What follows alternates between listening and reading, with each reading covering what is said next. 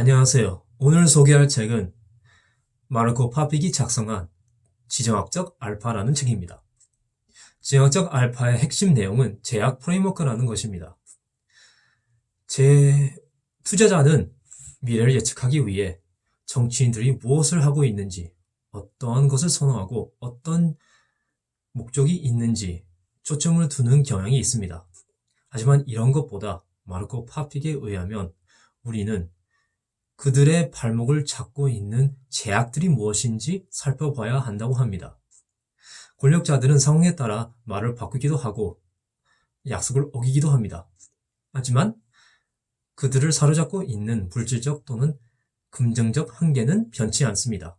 따라서 미래 예측성을 확보하기 위해 우리는 먼저 권력자들이 어려워하고 있는 제약들이 무엇인지, 그리고 이러한 제약들에 따라 어떤 선택들을 할 수밖에 없는지 파악해야 한다는 것입니다.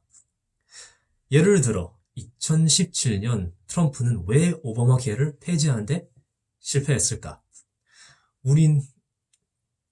그때 당시 미국 공화당은 행정부와 상하원 모두를 장악한 트리플 크라운에 달성했음에도 불구하고 여전히 오바마 케어를 폐지하는데 실패했었습니다. 아무리 트럼프 행정부가 오바마 케어를 없애려고 해도 그때 공화당에서 정치적으로 중도적인 상원들 수잔 컬린스, 리사 머카우스키 그리고 존 맥케인들이 변치 않는 제약들이었기 때문입니다. 이를 봐서 먼저 제약들을 인지해야만 결과를 예측할 수 있다는 것을 볼 수 있습니다. 지역적 분석은 앞으로 더더욱 중요해질 예정입니다. 중요해질 것이라고 생각합니다. 투자자와 기업인이 지정학을 모르고도 성공할 수 있는 시대는 이미 지났다고 마르코 파픽은 말합니다. 글로벌리즘의 시대는 지나가고 있고 세계는 다극체제로 흘러가고 있습니다. 자유무역과 레제페르 경제가 보장되는 패러다임이 이미 지났다는 것입니다. 따라서 우리는 불확실한 세상에서 답을 찾기 위해 정치를 반드시 봐야 하며 이를 돕기 위해 제약 프레임워크가 있다는 것입니다. 자기만의 좋은 제약 프레임워크를 만들 수 있도록 이 책은 여러 방법들을 소개합니다. 그 중에 하나는 중위 투표자 이론이라는 것입니다. 민주주의 국가에서는 대통령 선거를 통해 다음 정권을 결정합니다. 따라서 평범한 국민, 즉 중위 투표자를 먼저 알아야 미래를 예측할 수 있다는 것입니다. 예를 들어 2016년 대통령 선거에 앞서 미국의 대부분의 언론 보도사들은 트럼프가 당선된 확률을 과소평가했었습니다. 허핑턴 포스트는 심지어 트럼프가 당선될 확률을 고작 2%밖에 안 된다고 주장했었습니다. 보도사들의 전문가들이 틀린 이유는 트럼프가 정치적 경험이 없다는 점에 집착하고 언론의 힘을 과대평가했었기 때문이다.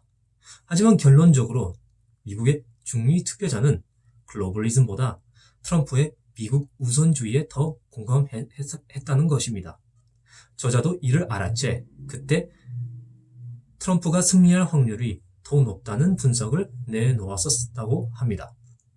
우리는 매크로 분석이나 뉴스를 봐서 의미 있는 인사이트를 얻으려고 합니다. 하지만 제 경험상 이러한 정보 수집으로 의미 있는 분석을 얻는다는 것은 매우 어려운 일입니다. 하지만 막연히 뉴스를 알아야지, 세상이 어떻게 돌아가는지 알아야지만 인식이 있어 정보 수집으로부터처럼 금융저널이나 뉴스를 계속 보고 읽어왔습니다. 하지만 유용한 분석은 단순 정보 수집으로는 부족하고 이 책을 읽으면서 프레임워크가 얼마나 중요한지 알아가는 계기가 되었습니다. 저 또한 제약을 보지 않고 권력자들의 성향이나 선호를 너무 집착해 왔다는 것을 알아채는 깨달은 계기였습니다. 제약 프레임워크는 누구나 미래에 대한 예측이 필요한 어떤 필드에도 적용 가능한 프레임워크이고, 미래의 예측성을 키우고 싶은 분들에게 꼭 추천드리고 싶은 책입니다. 감사합니다.